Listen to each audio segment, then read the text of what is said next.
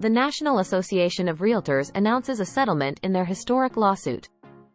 So, what does the new real estate settlement do?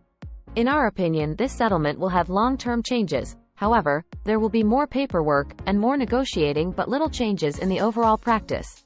Will it make sellers paying for buyers' agent commissions go away? No, it won't, and here's why. The settlement is not primarily about the compensation model, which has been a part of real estate transactions for decades. Rather, it is about the fact that sellers did not have any other option but to offer 5 to 6% of the compensation to be on the MLS. The proposed settlement now requires that no MLS shall post any compensation. As a result, sellers can offer any compensation they feel is appropriate to the buyer's agent, including none. Why doesn't the new real estate settlement eliminate sellers paying compensation for buyers? The new real estate settlement doesn't eradicate sellers paying compensation for buyers because there is nothing wrong with it and it is not illegal. So, the sellers paying the buyer's agent commissions will continue. Now it must be transparent and negotiable. This was the practice here in California, as sellers could always post whatever compensation the seller was willing to pay, either a percentage or a fixed amount including zero. So, what are the reasons behind the continuation of this practice despite changes in real estate settlements? Firstly, it's a widespread practice across the industry, embedded in contracts and agreements. It would adversely impact first-time homebuyers, veteran homebuyers, first responder financing, and other buyer-specialized programs. There is no way for any of these applicants to pay the buyer's agents, and it is not allowed by some of the loans.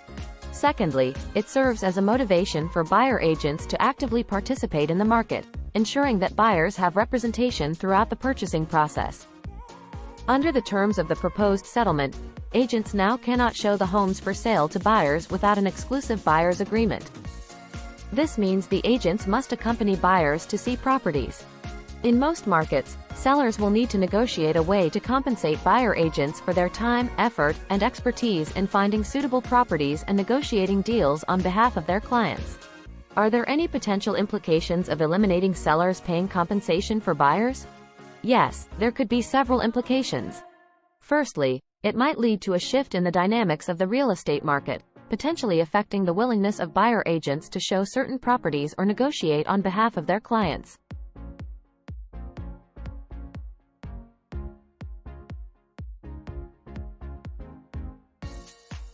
Secondly, it could impact the affordability of real estate transactions for buyers, as they might need to bear the cost of representation directly.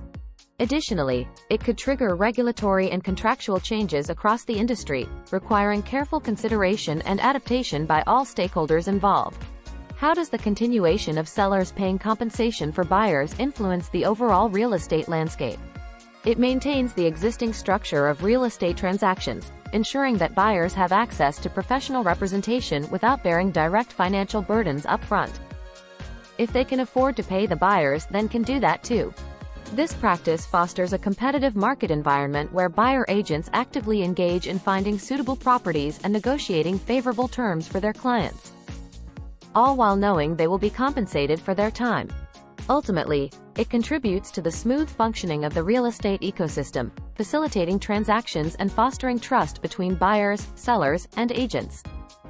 The settlement is not finished yet and there is still much uncertainty, so don't let the hype discourage your home buying and selling needs.